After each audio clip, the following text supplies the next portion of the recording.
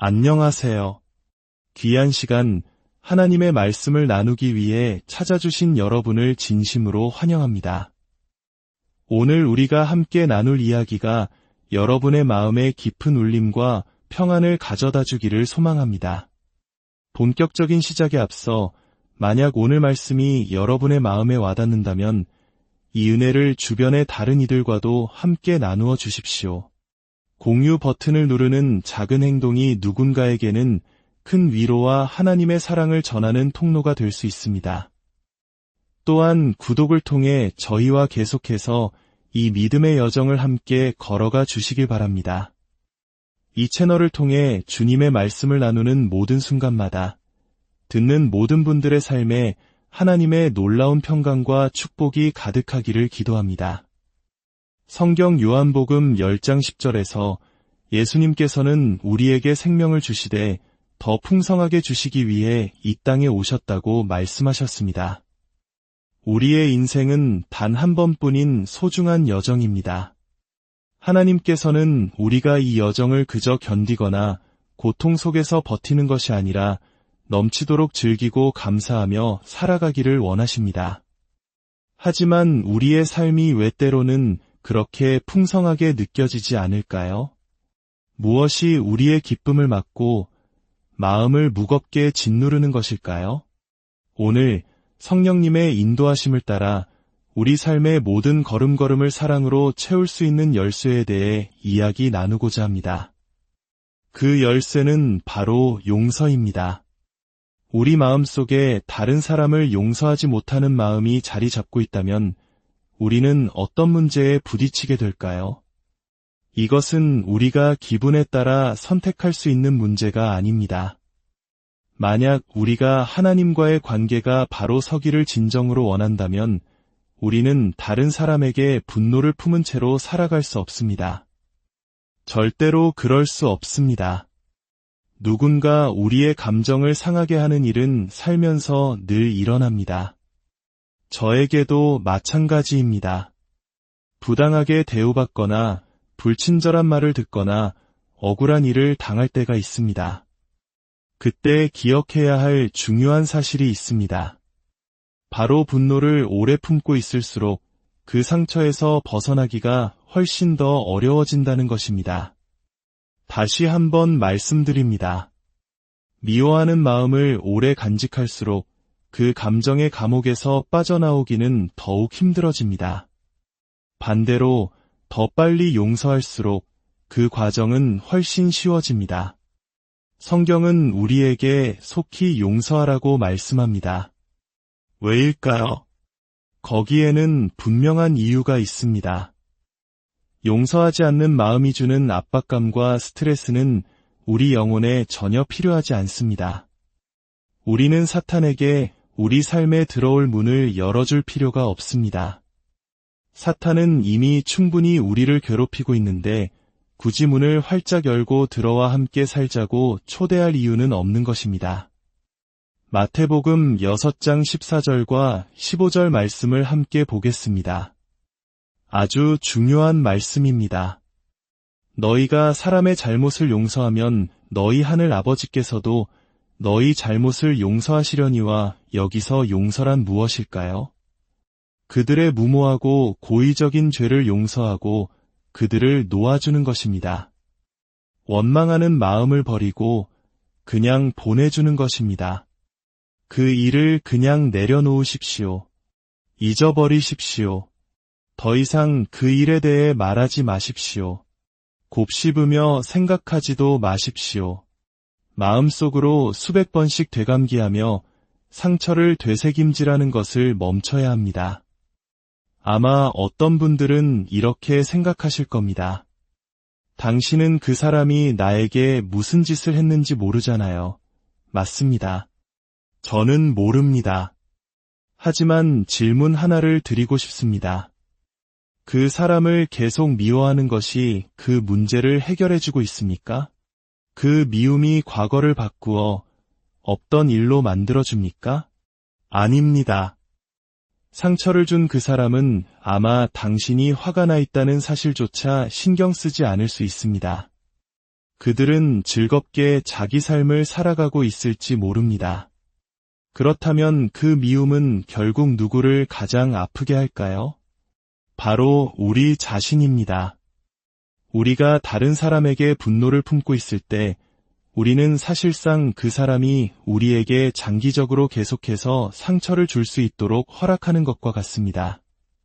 하나님께서 우리에게 용서하라고 명령하시는 것은 우리를 괴롭힌 그 사람을 위해서라기보다 전적으로 우리 자신을 위한 것입니다. 때로는 우리는 진심 어린 사과나 뉘우침조차 보이지 않는 사람을 용서해야만 합니다. 그들이 잘못했다고 생각조차 하지 않을 때도 말입니다. 이것은 정말 어려운 일입니다. 하지만 예수님과 동행하는 삶은 바로 이런 것입니다.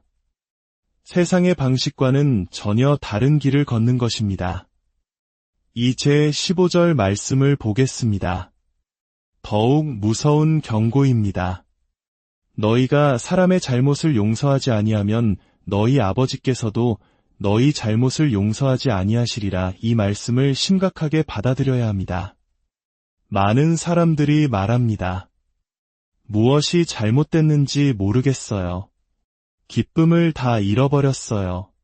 하나님의 음성이 들리지 않고 그분의 임재가 느껴지지 않아요. 항상 그런 것은 아니겠지만 많은 경우 해답은 의외로 간단합니다. 조용히 자신의 마음을 들여다보며 이렇게 질문해 보십시오. 내가 지금 누구에게 화가 나 있는가? 우리 중 많은 이들이 형식적인 용서의 함정에 빠지곤 합니다. 상처를 받은 후 우리는 습관처럼 빠른 공식적인 용서 기도를 드립니다. 주님, 저는 그 사람을 용서하기로 선택합니다. 하지만 마음 깊은 곳에서는 여전히 그 사람을 피하고 싶고 그 사람과 대화하고 싶지 않습니다. 심지어 그 사람이 나를 향해 웃어 보일 때조차 짜증이 치밀어 오릅니다. 어떻게 나한테 그런 짓을 하고 아무렇지 않게 웃을 수 있지? 하는 마음이 드는 것입니다. 우리 삶이 불행할 때 우리는 종종 그 원인을 다른 사람 혹은 환경, 심지어는 사탄이나 하나님 탓으로 돌립니다. 하지만 문제의 근원이 우리 자신 안에 바로 이 용서하지 못하는 마음에 있을 수 있다는 사실은 잘 깨닫지 못합니다. 마음 한구석에 남아있는 아주 작은 미움, 그 씁쓸한 앙금이 하나님과의 관계를 가로막고 있었던 것입니다. 교회에서 목사님이 주님의 사랑으로 서로 껴안고 축복합시다 라고 말할 때 내가 미워하는 그 사람이 나를 향해 다가오는 것을 볼 때만큼 불편한 순간도 없었을 것입니다. 우리는 마지못해 그 사람을 껴안지만 그 포옹에는 진심이 담겨 있지 않습니다. 만약 우리가 용서하기로 했다면 그것은 가짜 용서, 연기하는 용서가 되어서는 안 됩니다. 진심이어야 합니다. 그렇다면 어떻게 진정으로 용서할 수 있을까요? 두 가지 핵심적인 방법이 있습니다. 첫째, 그들을 위해 기도하기 시작하는 것입니다. 원수를 위해 진심으로 기도해 본 적이 있으십니까? 단순히 그들이 마땅한 벌을 받게 해주세요라고 기도하는 것이 아닙니다. 성경은 그들이 복을 받도록 기도하라고 가르칩니다. 솔직히 말해 내게 상처 준 사람이 복 받기를 원하는 것은 정말 어려운 일입니다. 하지만 우리가 그들을 위해 축복하며 기도할 때 하나님께서 그들에게 가장 먼저 주실 축복 중 하나는 바로 진리의 축복일 것입니다. 자신의 잘못을 깨닫고 회개할 수 있는 마음을 주시는 것입니다. 우리가 꾸준히 누군가를 위해 기도할 때 그 사람을 계속 미워하기란 정말 어려워집니다. 우리의 마음이 기도를 통해 변화되기 때문입니다. 둘째, 만약 기회가 찾아와 그들에게 도움이 필요할 때 가장 먼저 달려가 손을 내밀어 주는 것입니다. 이것이 바로 살아있는 기독교 신앙의 모습입니다.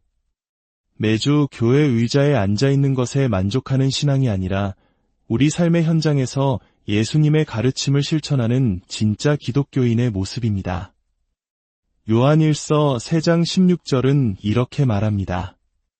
그가 우리를 위하여 목숨을 버리셨으니 우리가 이로써 사랑을 알고 우리도 형제들을 위하여 목숨을 버리는 것이 마땅하니라. 목숨을 버린다는 것은 무엇을 의미할까요? 이것은 단순히 순교를 의미하는 것이 아닙니다. 그것은 다른 사람의 유익과 기쁨을 위해 내가 원하는 것, 나의 계획, 나의 시간을 희생하는 것을 의미합니다. 다른 사람이 원하는 것을 얻도록 돕기 위해 내가 원하는 것을 내려놓는 것입니다. 한 유명한 여성 목사님의 이야기가 있습니다. 하나님께서 그녀를 사역으로 부르셨을 때 그녀의 남편은 처음에는 그 길에 동참하기를 원치 않았습니다. 그는 엔지니어였고 골프를 사랑했으며 언젠가 자신만의 골프 연습장을 갖는 꿈을 꾸었습니다. 하지만 그는 아내의 부르심을 위해 자신의 꿈과 좋아하는 것들을 상당 부분 내려놓아야 했습니다. 그리고 수십 년의 세월 동안 그는 아내가 말씀을 전하는 거의 모든 자리에 함께하며 그녀를 지지했습니다. 이것이 바로 다른 사람을 위해 자신의 삶을 내어주는 것입니다. 그리고 그 남편의 희생을 통해 오늘날 수많은 사람들이 하나님의 말씀을 듣고 변화되는 놀라운 역사가 일어나고 있습니다. 그 남편은 세상에서 가장 행복하고 만족하는 사람 중 한 명이 되었다고 합니다. 하나님께서는 그의 희생을 기쁘게 받으시고 그의 삶을 상상할 수 없는 축복으로 채워주신 것입니다. 어쩌면 우리도 조금만 더 희생하고 자신을 내어준다면 하나님께서 우리 삶을 통해 행하고자 하시는 기적적인 일들이 일어나지 않을까요? 우리가 계속해서 자신을 행복하게 만드는 데에만 모든 시간과 에너지를 쏟는 한 하나님께서는 우리를 통해 일하실 수 없습니다. 사랑하는 성도 여러분, 예수님께서는 우리에게 충만한 삶을 주셨습니다. 그러나 현실에서 우리는 그 삶을 온전히 누리지 못하고 어려움을 겪을 때가 많습니다.